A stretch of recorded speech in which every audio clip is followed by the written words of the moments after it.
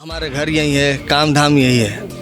तो लोगों से हर वक्त यानी कि मरनी जीनी सुख दुख में आना जाना लगा रहता है।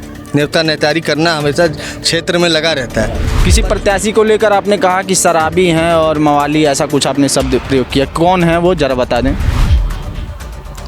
4:30 बजे के बाद आप उनका इंटरव्यू लेने के लिए जाइएगा।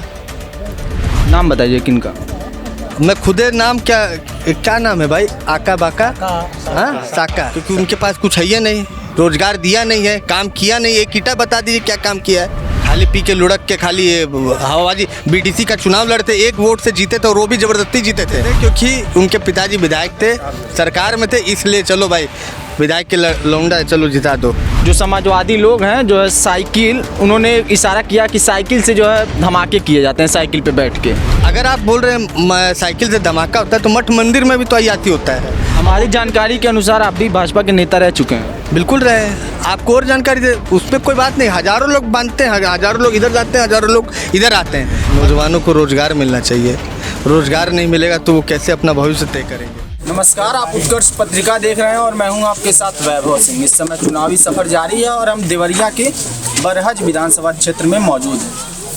जब युवा चेहरे राजनीति में आते हैं तो जो राजनीति करने का तरीका होता है, जो सोचने का तरीका होता है, जो नज़रिया होता है, सारा कुछ बदल जाता है। एक ऐसे ही युवा जो है प्रत्याशी हैं समाजवादी पार्टी से मुरली मनोहर जायसवाल जी।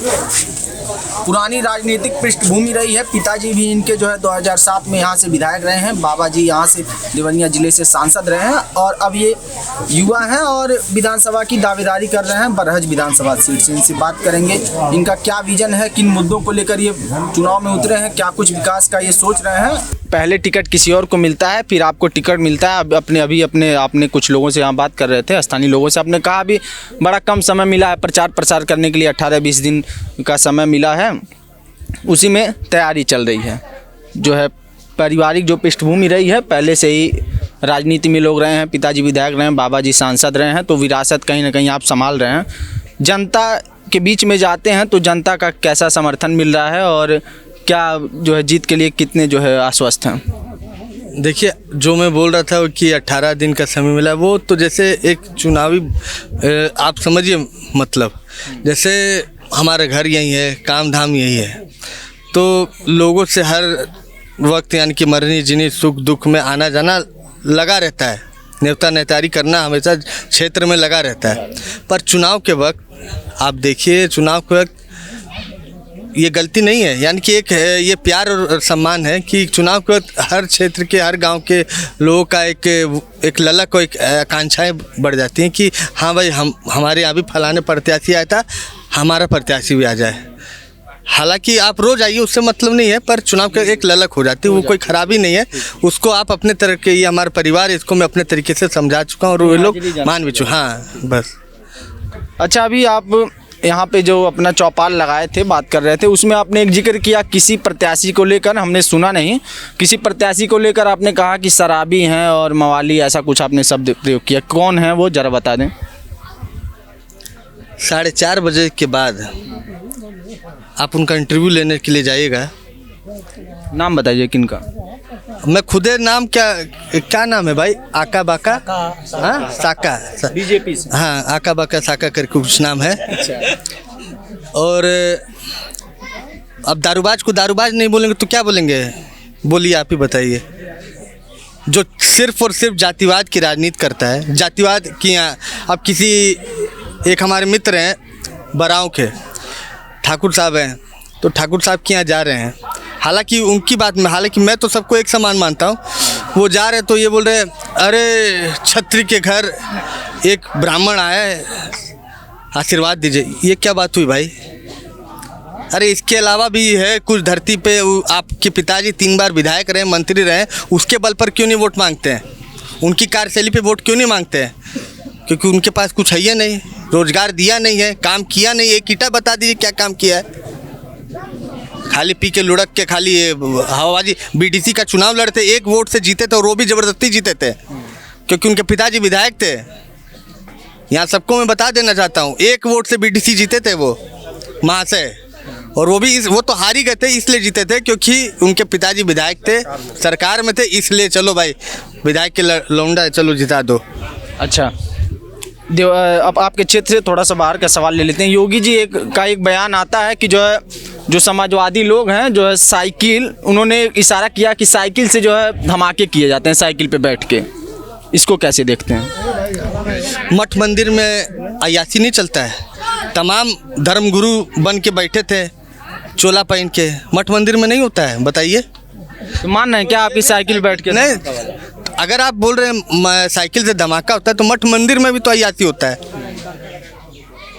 आप ही बताइए, संवैधानिक पद पर बैठे हैं, उनको गरिमा समझना चाहिए, अपनी सोच पर विचार कर तब मुंह से उसको बोलना चाहिए। और बोलते क्या है, इतने बड़े संवैधानिक पद पर बैठे हैं और बोलते कि मैं ठीक कर दूंगा, गर्मी निकालिए। ये बताइए, ये तो हम लोग जैसे जो अभी कुछ नहीं है वो बोले तो समझ में आता है। हमारी जानकारी के अनुसार आप भी भाजपा के नेता रह चुके हैं। बिल्कुल रहे, आपको और जानकारी दे, उसमें कोई बात नहीं। हज़ारों लोग बांधते हैं, हज़ारों लोग इधर जाते हैं, हज़ारों लोग इधर आते हैं, पर मानसिकता और सोच, इंसानियत और मानवता ये हमेशा एक ही रहती है। इंसानियत और मानवता से बड़ा मेरे लिए ना कोई धर्म है ना ही कोई जात है। तो पार्टी देखिए, पार्टी तो ठीक है बनी हुई है, विचारधारा कई बार नहीं मिल पाती, आदमी इधर चला, विचारधारा नहीं बनती इधर, तो इसमें कोई बहुत बड़ी बात नहीं है। हज़ारों लोग आते हैं जाते हैं, उससे कोई। आखिरी सवाल ले लेते हैं, कौन से जो है 3 मुख्य काम हैं, 3 मुख्य मुद्दे हैं जो आपके विधानसभा में अभी अछूते रह गए हैं या फिर उन चीज़ों में आपका विधानसभा पिछड़ रहा है, और अगर आप विधायक बन जाएंगे तो वो कौन से 3 काम हैं जो आप सबसे पहले विधानसभा पहुंचकर अपने क्षेत्र की जनता के लिए करना चाहेंगे?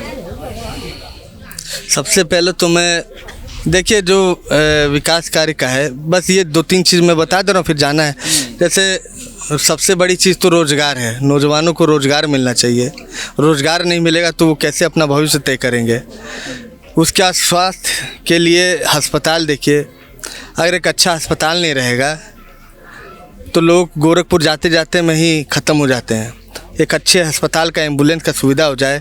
आग के लिए देवरिया फ़ोन करना पड़ता है, फायर ब्रिगेड के लिए, तो फायर ब्रिगेड के लिए देवरिया फ़ोन करना पड़ता है, तब वो आता है कई घंटे, तब तक मैं जल जला के राख हो जाता है। तो एक फायर ब्रिगेड का एक नहीं, कम से कम 4 ब्लॉक है तो चारों ब्लॉक में एक फायर ब्रिगेड रहे, चारों ब्लॉक में एक बढ़िया अस्पताल रहे, तो इससे सुविधा पूरी क्षेत्र की जनता उठाए और अपने आप जब अच्छा कार्य होने लगे तो विकास भी सबका होने लगेगा। चलिए सर, बहुत धन्यवाद। तो हम बरहज में थे, देवरिया का एक विधानसभा क्षेत्र है बरहज, और यहाँ के प्रत्याशी थे मुरली मनोहर जायसवाल जी। इन्होंने बताया कि जो है क्या कुछ मुद्दों पर ये काम करेंगे विधानसभा पहुँचने के बाद।